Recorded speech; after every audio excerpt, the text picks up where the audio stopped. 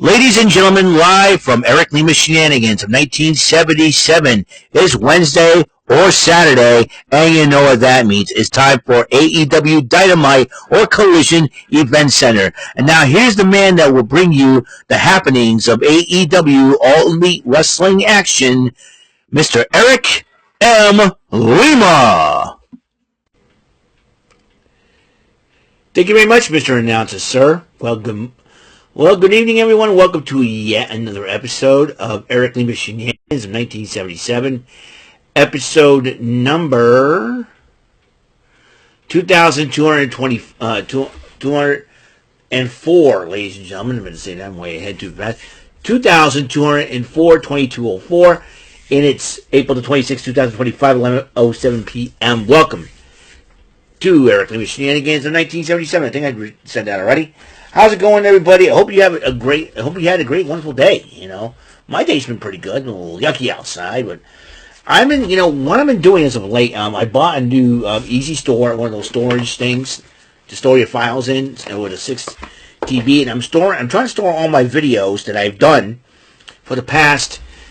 Let's see. Okay, this is 14 years. A majority of the videos I did were in the basement, so I have 3 different basement archive files up, and I'm transferring from the ones I have and into the 6 TB one. That way I'll have them all.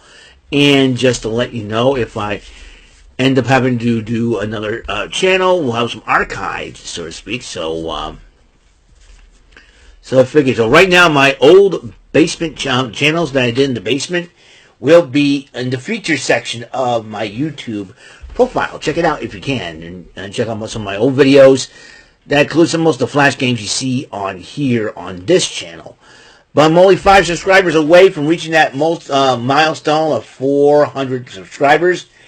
And by the end of the year, I can be very patient and wait, because sometimes my subscriber count could go down, could go up, down. It drives me a little crazy sometimes, but whatever. So I'm really excited.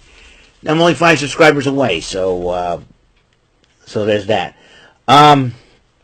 So can we get going on the AEW Collision? It happened. Now I thought it would be way later to watch AEW Collision, but I would have to give you the video report tomorrow. But I didn't have to worry about that because it was on like a half an hour, 40 minutes, about 45 minutes after the playoff game was over between the Denver Nuggets and the Los Angeles Clippers. And started with Swerve Strickland about to address the crowd. I don't know which city they were in, but I can look that up right now. So let's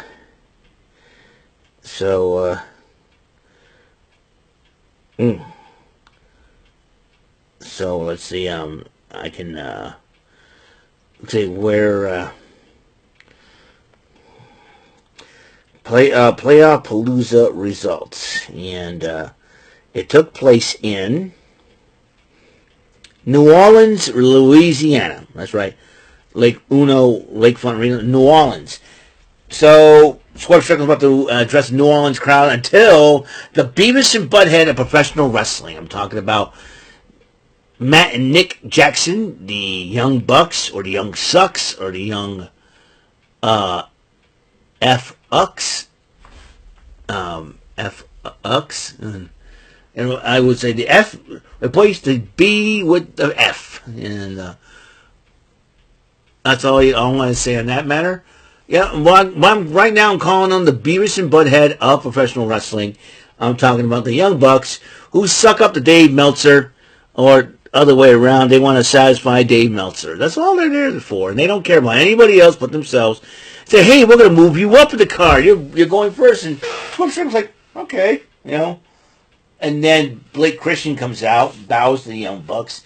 I don't believe the Young Bucks. These guys, I got to roast them on it. Lima don't play that. I'm going to have to, because it's really, really stupid, It's really, really stupid, Oh, by the way, saying the F and Ucks, that is the closest thing I'll do to swearing, just to let you know. So I do apologize. And of course, Strickland ended up winning the match of beating up on Christian. I know Big Shotty Lee Johnson don't even stand a cheat either. But then the Young Bucks decided that, was it one of the Young Bucks not very happy about Strickland winning the match? I'm like, oh, geez, here we go. And then they attack him until Kenny Omega comes to the aid of Swerve Strickland, and then they did give each other a fist bump, which I think it was great to see those two. You know what? It's about time, too, that Kenny Omega stands up to these Young Bucks and decides to give them what for. The Young Bucks, they're crybabies. They're degenerate crybabies. They want their own way. Why don't you go back to Rancho Cucamonga, California? You California babies. That's the problem, Yeah, a bunch of dummies. Yeah, dummies. Yeah.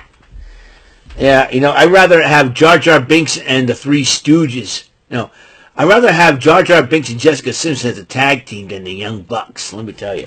Can't stand the Young Bucks. Yeah, go back to Rancho Cucamonga, California and dive into a swimming pool.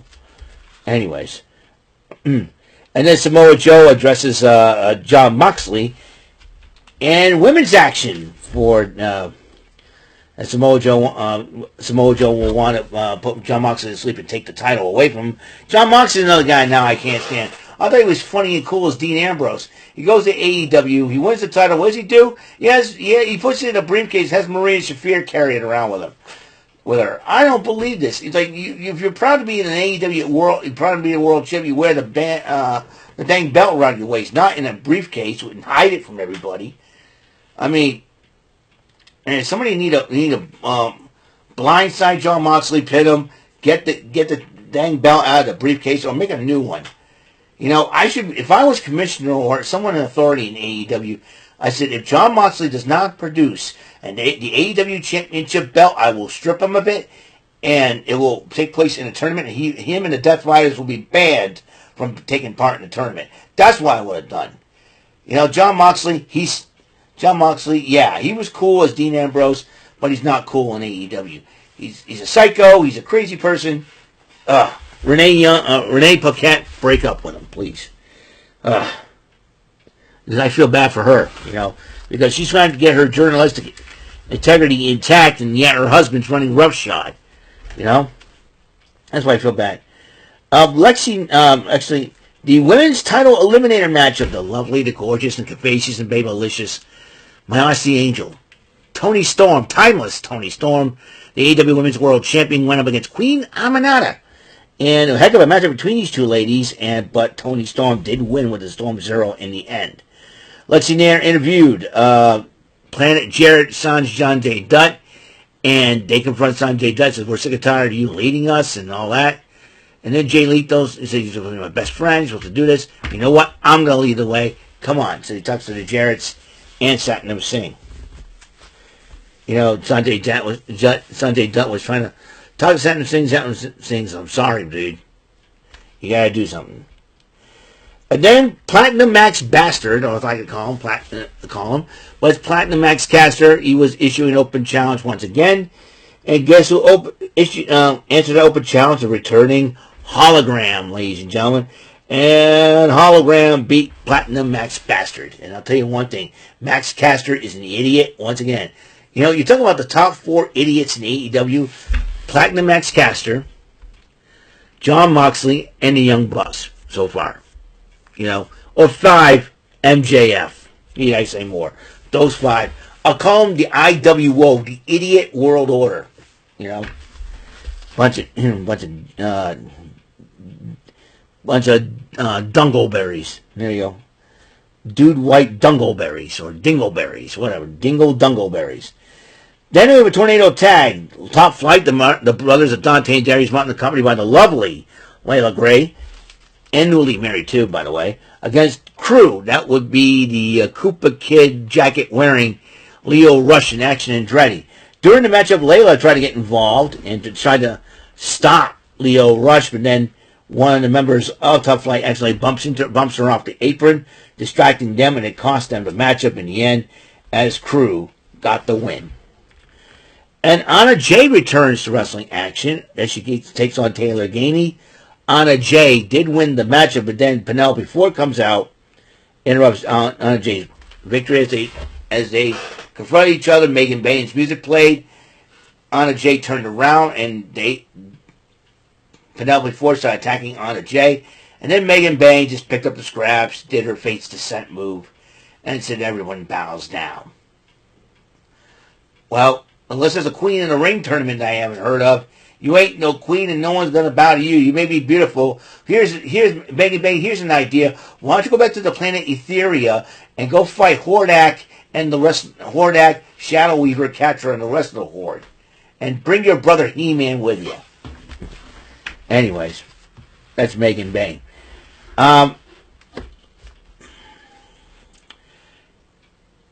Megan Bane did attack Anna Jay after the matchup. Ring of Honor World Title line, Bandito versus Dralistico, and Bandito ended up winning the matchup. And then Brian Keith talks to Big Bill about how, they got to get Jericho back and all this. And they decided to go up, call out the Gates of Agony, see if they accept that challenge.